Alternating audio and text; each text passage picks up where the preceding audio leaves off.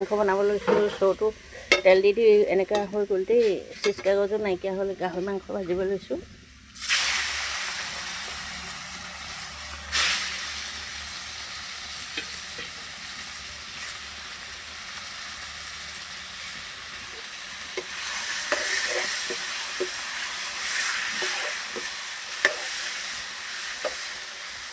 গাহৰি মাংস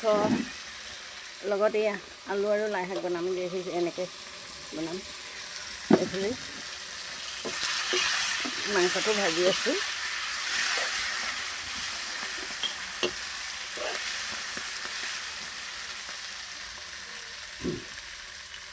মাংসখিনি ৰঙা পৰি গৈছে এই চব্জিখিনি দি দিছোঁ দেই